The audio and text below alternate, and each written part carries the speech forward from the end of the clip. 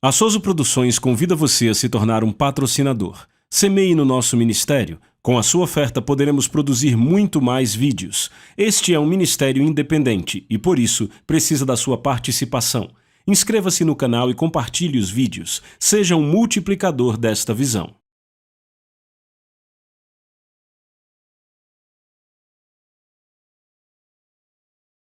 Os versículos usados nos vídeos que traduzimos nem sempre correspondem a versões em português. Muitas vezes precisamos traduzir do original em inglês para fazerem sentido no contexto do vídeo.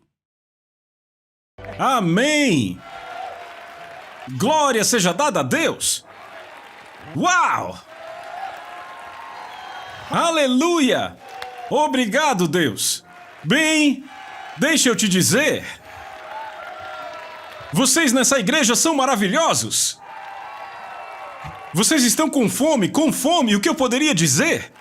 Deixa eu dizer, Igreja para as Nações, Pastor Mark, eu agradeço a oportunidade de podermos gravar este curso maravilhoso aqui. Eu quero agradecer a vocês publicamente para que fique registrado nesta gravação, Pastor Mark, por abrirem as portas da sua igreja para nós. Vocês são uma das igrejas mais fervorosas que já vi. Bem, vamos nos sentar e começar a sessão número 5. Você está aprendendo algo com isso?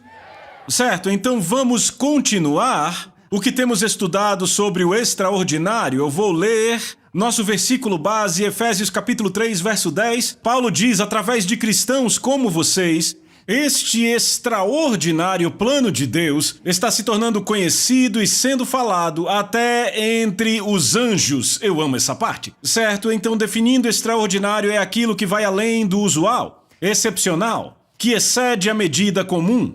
Alguns antônimos são os seguintes: comum, normal, usual. Então pense nisso, o oposto de extraordinário é normal. Eu vou continuar repetindo isso aqui até que você sonhe, certo? Então descobrimos que Deus se agrada. Repitam, se agrada. Quando vivemos extraordinariamente, então Deus não apenas se satisfaz quando vivemos o extraordinário, Ele se agrada com isso, certo? Agora, não conseguimos agradar a Deus na nossa própria capacidade, mas Pedro escreve e nos dá boas novas em 2 Pedro capítulo 1, versículo 3. Ele diz, nós temos tudo o que precisamos para vivermos uma vida que agrada a Deus. Tudo nos foi dado pelo próprio poder de Deus. Ou poderia ser lido da seguinte forma, e já estudamos sobre isso, nós temos tudo o que precisamos para vivermos uma vida extraordinária. Tudo isso nos foi dado pela graça de Deus, que é o poder dele. É um bom lugar para dizer amém? Então já falamos que a graça é um dom imerecido, é algo que não pode ser conquistado. Ela não apenas perdoa nossos pecados, não apenas nos salva da morte eterna, ela não apenas nos garante uma entrada no céu, ela também transfere para nós a própria natureza divina. Eu gosto disso. Então, vamos avançar agora. Um dos frutos da graça é a santidade. Repitam, santidade. Bem, isso não é muito discutido em nossas igrejas hoje em dia e há duas razões para isso. Primeiro, o abuso que tem sido estabelecido. Sabe, houve pregadores no passado que literalmente abusaram de pessoas com uma santidade legalista. Estão comigo? Sabe, a santidade foi reduzida a esta maneira barata, eu diria, a esta forma externa. Sabe, a forma como as pessoas se vestem, como usam o cabelo. Sabe, pessoas que nunca ouviram falar de dançar. Sabe, mulheres que usam coques enormes, que não usam maquiagem, não usam joias, com vestidos até o tornozelo. Mas quantos sabem, uma mulher pode usar coque, não usar maquiagens, não usar joias e ter espíritos sedutores saindo até pela bola do olho? Isso não é santidade. Você diz amém para isso? Um homem pode se gabar de nunca ter se divorciado, mas cobiça e come com os olhos cada mulher que passa por ele. Isso não é santidade. Amém é um bom lugar para dizer amém, então. Pessoas foram abusadas por esse legalismo e se libertaram dele, mas muitas enfrentam consequências. Foram escaldadas por esse legalismo. Estão comigo? Há um provérbio que diz que um gato escaldado tem medo até de água fria. O que isso significa? Quando um gato foi escaldado por água fervente, até a água fria que daria refresco àquele gato, ele vai rejeitar e fugir dela. Estão acompanhando? Quanto à santidade, o que aconteceu foi que você menciona essa palavra para pessoas que foram abusadas por uma santidade legalista e elas se retraem. Eu já vi gente fazendo isso, é trágico, porque daqui a pouco eu vou contar para você. Em segundo lugar, a razão pela qual as pessoas param de falar de santidade é porque é preciso esforço da nossa parte? Muitos evitam pregá-la para evitarem perder o apelo do Evangelho. Mas deixa eu te dizer, a Bíblia diz que através de muitas tribulações nos importa entrar no reino de Deus. Eu acho que é um desserviço às pessoas não pregar isso, porque eu, pessoalmente, descobri que a santidade é muito, muito atraente. E há duas razões para isso. Número 1, tem a ver com a vida vindoura. A Bíblia diz que sem santidade ninguém verá a Deus. Apocalipse 22, verso 4, uma das minhas passagens favoritas do Novo Testamento. Já notaram que eu tenho várias passagens favoritas? Diz que os vencedores verão a sua face. O que foi negado a Moisés, nós vamos ver. Vamos contemplar a face dele em toda a sua glória. Estão comigo? Por isso eu quero perseguir a santidade, entendem? A outra razão pela qual é importante que nós persigamos a santidade é porque a Bíblia diz que sem santidade, outra vez, ninguém verá o Senhor. Isto também se aplica a esta vida. Porque a Bíblia deixa muito claro em 2 Coríntios capítulo 3, versículo 18, que somos transformados de glória em glória à medida que contemplamos a Ele. Ou seja, à medida que o contemplamos agora, se não estamos andando em santidade, não temos a capacidade de mantê-lo em nossos corações. Desta forma, não estamos sendo mudados, estamos recebendo informação, mas não sendo transformados, e esta é a receita para nos tornarmos religiosos. Vocês estão comigo? Então eu não sei quanto a vocês. Eu descobri que a santidade é um assunto atraente porque a Bíblia deixa bem claro, Jesus não está voltando para uma igreja cheia de pecado. Ele está voltando para uma igreja santa, sem mácula, ruga ou qualquer coisa assim. Esta é a descrição sobre a igreja pela qual a Bíblia diz que Jesus está voltando. Então por que não pregamos mais sobre isto? Estão comigo? É um bom lugar para gritar amém. Certo, agora eu quero que vocês abram no livro de 1 Tessalonicenses. Paulo escreve no capítulo 4 essas palavras muito impressionantes. Ele diz, finalmente, queridos irmãos e irmãs, nós rogamos a vocês, notaram o tom da voz dele? Nós rogamos a vocês, em nome do Senhor Jesus, a viverem de modo que agrade a Deus. Repitam, agrade a Deus.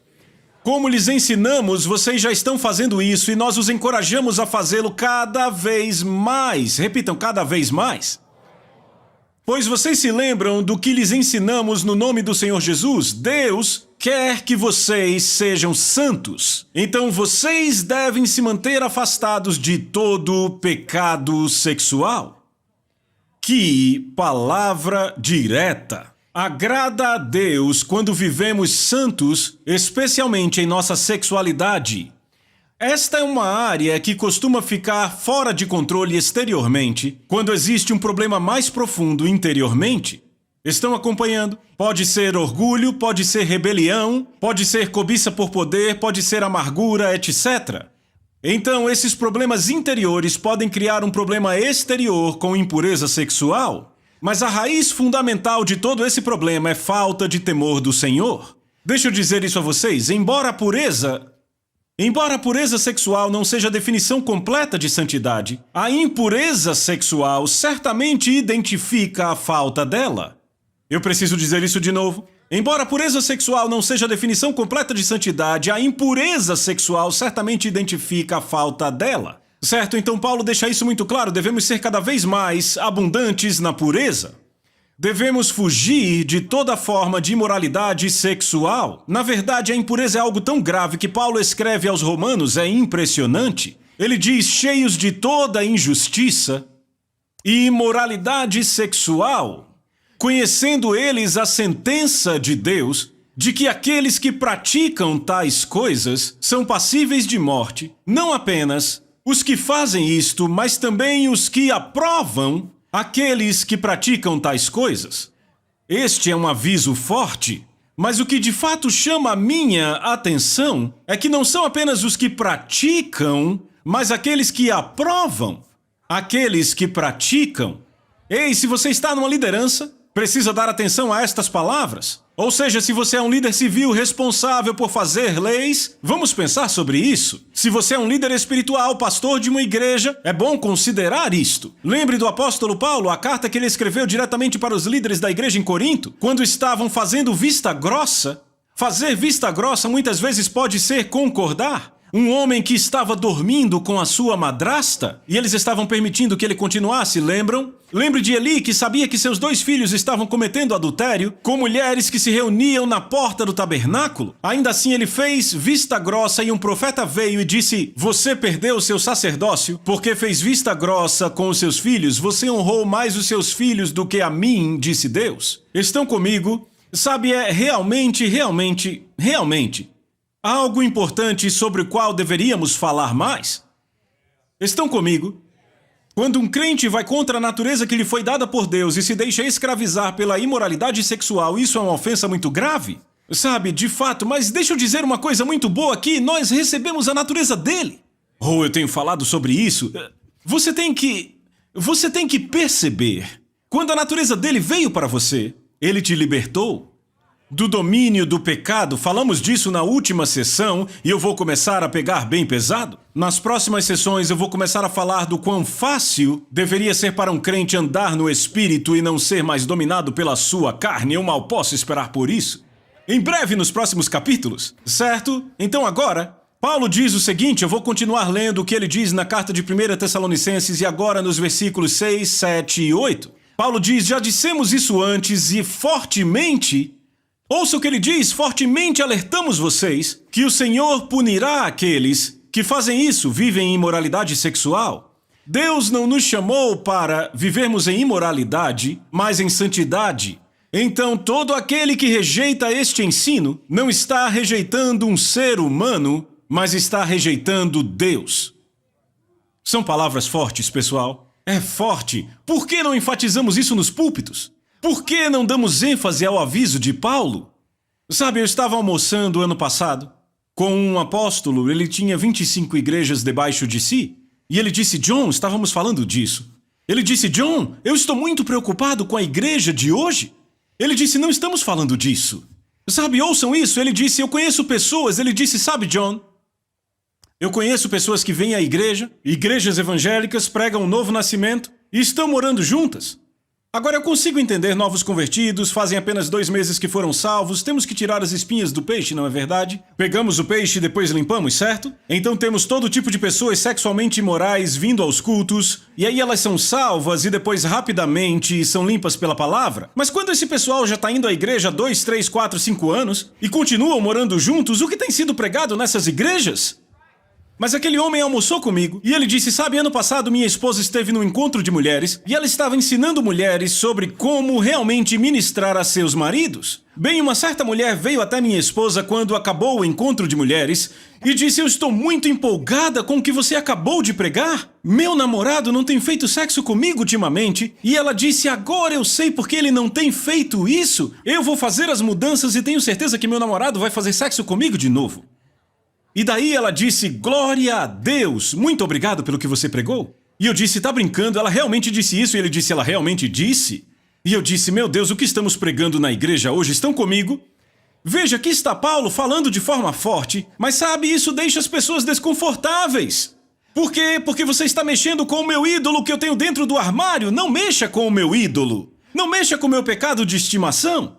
Não, deixa eu te dizer algo. Eu já fui prisioneiro da luxúria e agora estou livre, e eu te digo, ser livre é bem melhor. 6 de maio de 1985, o Senhor me libertou e eu posso dizer, a liberdade é doce. Amém? Aleluia! Eu poderia continuar com isso?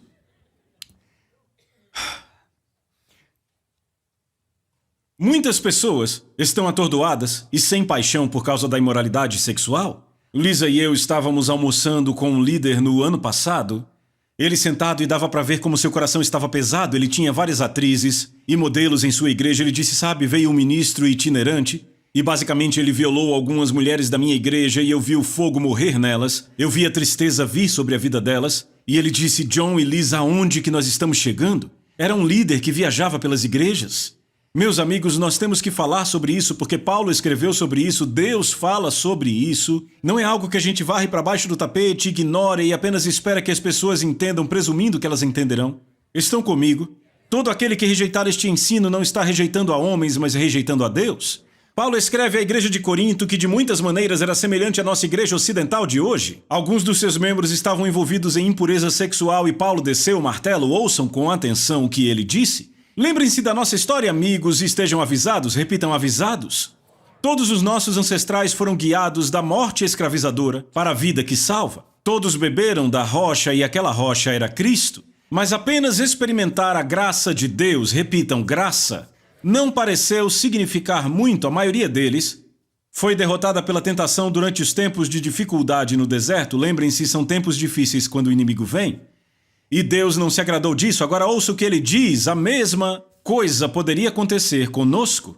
Devemos estar alertas para nunca acabarmos querendo as coisas do nosso jeito como eles fizeram e não devemos transformar a nossa religião num circo como eles fizeram. Primeiro o povo festejou e depois dançaram. Ouçam isso, não devemos ser sexualmente promíscuos. Eles pagaram por isso, lembrem-se, foram 23 mil mortos em um dia. Uau! Nunca devemos tentar fazer com que Cristo nos sirva ao invés de nós servirmos a Ele. Eles tentaram e Deus lançou uma epidemia de serpentes venenosas. Devemos tomar cuidado para não alimentar o descontentamento. O descontentamento os destruiu. Todos estes são avisos de advertência, perigo nos livros de história, escritos para que não repitamos o erro deles. As nossas posições na história são paralelas.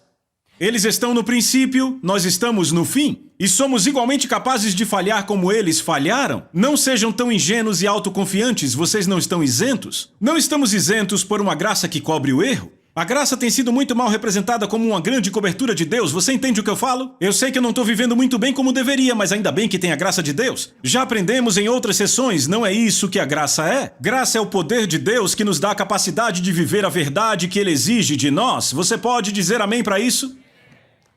Muito bem. Tudo o que temos que fazer é cooperar com nossa nova natureza. Os apóstolos escreveram uma carta no livro de Atos que eu acho que é absolutamente maravilhosa. Os principais apóstolos todos em uníssono oraram e escreveram uma carta e disseram pareceu bem ao Espírito e a nós. Ou seja, essa carta foi escrita por Deus através deles juntos. Eles escreveram e ouçam o que eles disseram. Na verdade, eles trataram de três... Não, deixa eu ler isso. Os principais apóstolos escreveram em uníssono a todos os crentes sobre as 4 coisas às quais deveríamos prestar muita atenção com relação à abstinência. Repitam, a abstinência. 3 dessas 4 eram razões fundamentais para a escrita da carta, e essas 3 eram as seguintes: comer coisas oferecidas a ídolos, comer sangue e comer animais que foram estrangulados. Tudo isto, é claro, era proibido na lei de Moisés, e os apóstolos determinaram que elas seriam trazidas para a nova aliança, para o Novo Testamento também. Estão comigo? No entanto, o que eu acho interessante é que os apóstolos acrescentaram outra coisa que não era tão exclusiva com relação à diferença entre o judeu e um gentio. Ouçam o que foi adicionado. Pois pareceu bem ao Espírito Santo e a nós não vos impor maior encargo, além dessas coisas essenciais, repitam essenciais, que vos abstenhais das coisas sacrificadas a ídolos, do sangue, de comer a carne de animais sufocados e da imoralidade sexual. Se vos guardardes destas coisas, fareis bem. É impressionante. Não disseram roubar, não disseram mentir, não disseram matar ou cobiçar. Não, a coisa que trouxeram de fora, porque queriam garantir que tanto os gentios quanto os judeus, os novos crentes, entendessem isso, a abstinência da imoralidade sexual. Não é interessante, não disseram na carta nós, rogamos fortemente que vocês não roubem? Não disseram isso? O que adicionaram foi a imoralidade. Os outros 3 eram basicamente as grandes diferenças entre os judeus e os gregos, porque os judeus eram proibidos no Velho Testamento a comer coisas oferecidas a ídolos, carne de animais sufocados, mas disseram, quer saber? Tem mais uma que particularmente queremos pôr aqui, que é se abster da imoralidade sexual. A Bíblia nos diz, 1 Pedro, capítulo 1, versículos de 14 a 16, Pedro diz, não voltem às suas velhas atitudes de fazer o mal. Naquela época vocês não sabiam, mas agora vocês devem ser, repitam, devem ser. Mais um mandamento obrigatório. Vocês devem ser santos em tudo o que fizerem. Assim como Deus é santo porque Ele mesmo disse, vocês devem ser santos porque eu sou santo. Ele diz devem ser, repitam, devem ser. Santos em tudo o que fizerem, assim como Deus é santo, ok? Eu olho para isso e eu fico, como Deus é santo? Você entende o que Pedro escreve? Vocês devem ser santos como Deus é santo. Lembra o que eu disse nas sessões passadas? Deus nunca nos dá um comando no Novo Testamento, para o qual não nos deu o poder de vivermos. Pedro continua dizendo no verso 17 que seremos julgados, o julgamento do crente. Por como lidamos com esta exortação, estão comigo? Ser santo como Deus é santo? Outra vez devemos ser perfeitos como Ele, como recebemos a natureza de Jesus Cristo. Vem como temos roubado os crentes quando não contamos a eles o que nos foi dado quando fomos salvos pela graça. Só falamos de perdão dos pecados, de ir para o céu, mas não falamos da natureza de Deus que nos foi dada. E quantas pessoas ainda estão lutando contra a imoralidade sexual, contra um comportamento que não é santo? E eu te digo, elas não querem viver assim. Entenda isso, 100% dos verdadeiros cristãos que conheci que estão lutando nessas áreas, especialmente imoralidade sexual, não querem estar assim. Quer saber o que é realmente triste? Eles já ouviram que receberam a natureza de Jesus Cristo e que aquele pecado não tem mais domínio sobre eles? Você está aqui. Meu Deus, meu Deus, meu Deus, vamos avançar? Certo, então, eu quero ver a palavra santo. A palavra santo vem da palavra grega hagios, certo? Algumas palavras usadas para defini-la são separado, santificado, consagrado, puro e moralmente inculpável. As qualidades fundamentais da santidade são separação, consagração e devoção ao serviço de Deus, compartilhando da sua pureza, ok? No Velho Testamento, e eu quero deixar isso muito claro, o povo de Deus devia ser literalmente separado como nação. Não era permitido aos judeus estar em companhia dos gentios.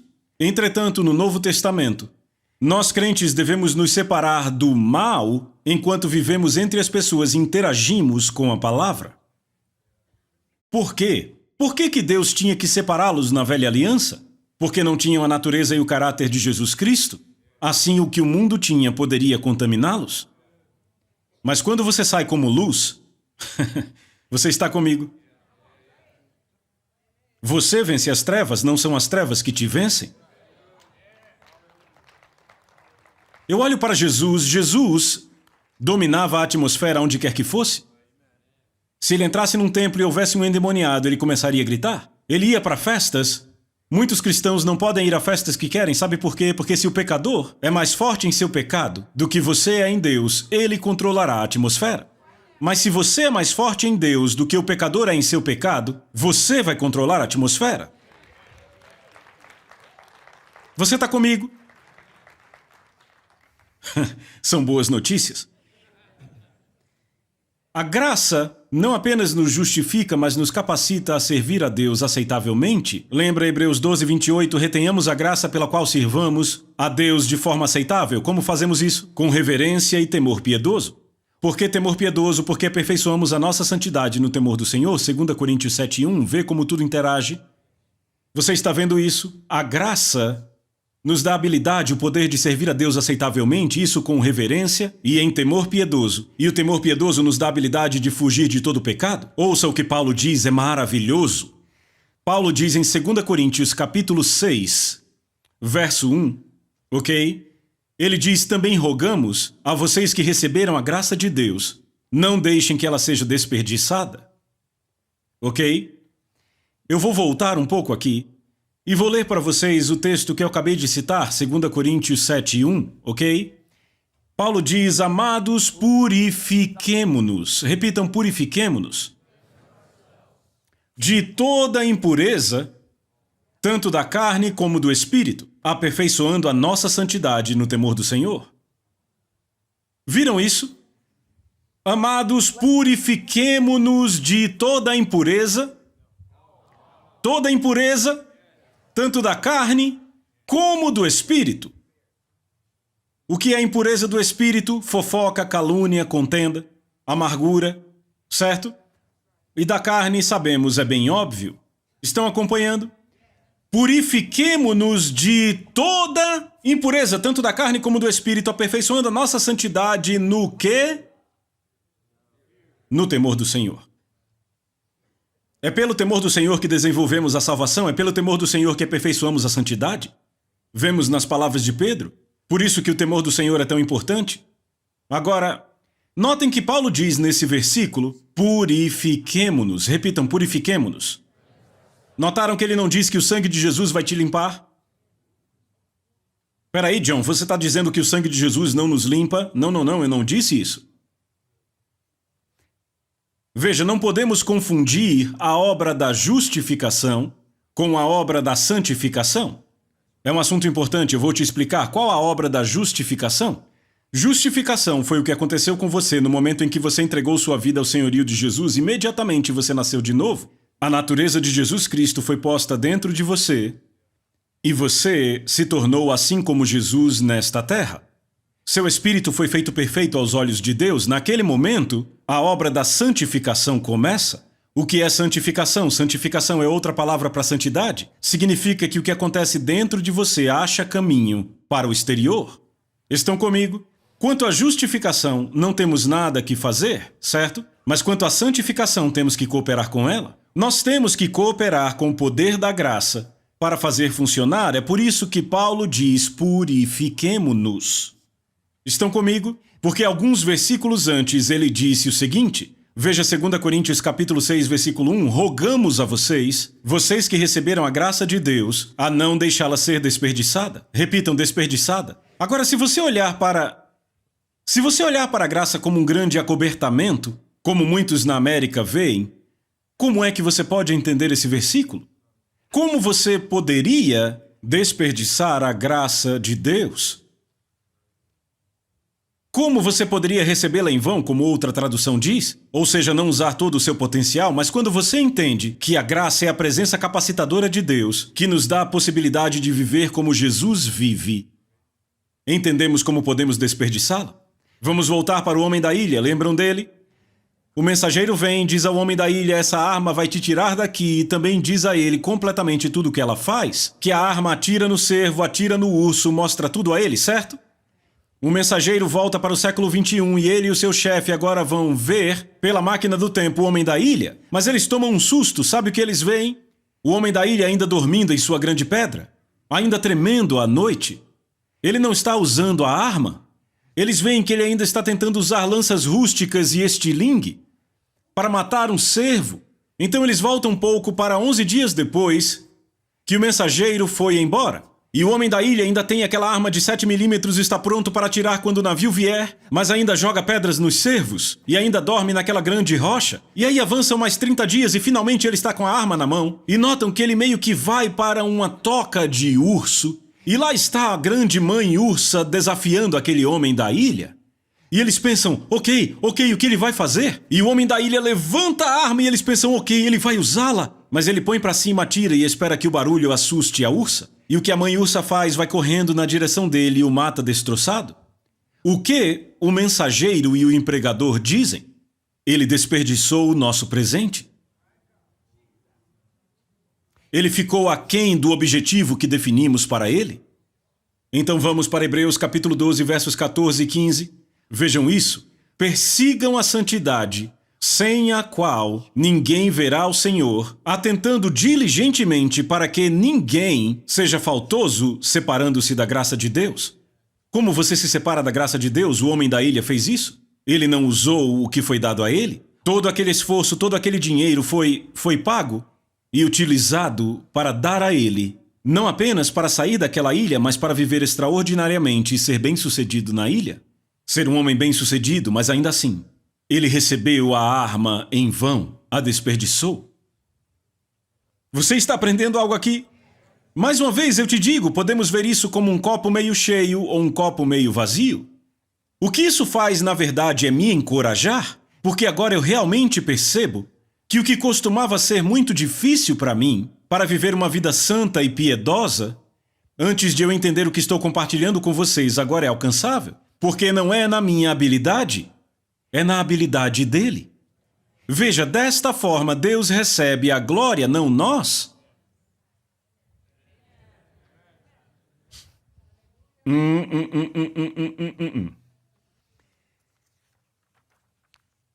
Deixa eu ajudar alguns aqui, eu acho que alguns ainda estão com dificuldade. Digamos que alguém te dá um carro. E você está tentando ir daqui para Nova York. Então, sabe o que é a lei? A lei é tentar ir para lá a pé. Agora, há uma pequena falha no meu exemplo, porque literalmente você pode ir a pé a Nova York, mas você nunca teria a aprovação de Deus tentando guardar a lei. Mas deixa eu dizer o que é a graça. Graça é entrar nesse carro, ligar ele e dirigir até lá. Você não fez nenhum esforço andando para Nova York, dirigiu até lá. É isso que a graça faz por nós. A graça nos capacita. Nós temos que, deixa eu te dizer o que pensar quando você ouvir a palavra graça. Eu quero que você pense capacitação. Eu quero que você pense a habilidade de viver como Jesus vive. É isso que eu penso, é isso que eu acredito que Deus quer que você pense. Quando você ouve a palavra graça, estão comigo? Certo? Agora ouçam. Isaías escreve o seguinte, 35 versos 8 e 10. Isaías diz, haverá uma estrada que será chamada o caminho da santidade. Nenhum pecador jamais viajará por essa estrada. Nenhum tolo desviará aqueles que a seguirem. Nenhum leão andará lá, nenhum animal selvagem passará por lá. Os que o Senhor resgatou viajarão para casa por essa estrada. Chegarão a Jerusalém, que é o céu, com alegria, canto e gritos de júbilo. Serão felizes para todos sempre e a tristeza e o choro fugirão. Isaías diz que é uma estrada chamada o caminho da santidade. Quando você anda nessa estrada mais elevada, quando Deus diz, sede santo porque eu sou santo, sabe o que ele está dizendo de verdade? Ele está dizendo, sabe, eu não vivo como você, eu não penso como você, suba para o meu nível. Quando nós andamos nessa estrada elevada, a Bíblia diz que ninguém se perde. Você entende essa promessa? Quando você anda em santidade, não pode ser enganado. Pedro faz eco a essas palavras, veja o que ele diz. Ele diz, mas aqueles que falham em desenvolver essas virtudes, de que virtudes Pedro está falando? Virtudes da santidade? Ele diz, são cegos, repitam, cegos. Pelo menos têm uma visão muito curta. Eles já se esqueceram de que Deus os purificou da sua velha vida de pecado, então Pedro fala com os crentes. Então, por não andarem em santidade, facilmente perdem a memória de que foram limpos dos seus velhos pecados. Então, queridos, trabalhem duro para provar que vocês realmente estão entre aqueles que Deus chamou e escolheu. Fazendo isso, vocês nunca tropeçarão ou cairão. Você vê o que Pedro diz aqui? Você nunca vai tropeçar, nunca vai cair, nunca será enganado se perseguir a santidade. Por quê? Porque não haverá nenhum leão, nenhuma fera. E todo aquele que anda por essa estrada nunca se perderá, Deus diz. Você entende que quando andamos em santidade pelo poder da graça de Deus, a promessa que Deus dá é de que você nunca mais irá cair. Eu não sei quanto a vocês, mas isso é muito empolgante para mim. Agora entendemos o benefício da santidade. Por que não pregamos isso? Além do mais, eu quero te dizer algo. Eu não quero ficar passeando no quintal com as galinhas quando Deus me chamou para voar com as águias. É basicamente o que Deus está dizendo. Rapaz, eu não penso como você, não vivo como você. Suba para o meu nível, baby. Então é isso que eu te digo. É isso que a palavra diz. Persigam a santidade. Repitam, perseguir a santidade. Você faz isso, tem uma imagem clara de Jesus e avança de glória em glória. Você aprendeu algo hoje? A Soso Produções convida você a se tornar um patrocinador. Semeie no nosso ministério. Com a sua oferta poderemos produzir muito mais vídeos. Este é um ministério independente e, por isso, precisa da sua participação. Inscreva-se no canal e compartilhe os vídeos. Seja um multiplicador desta visão.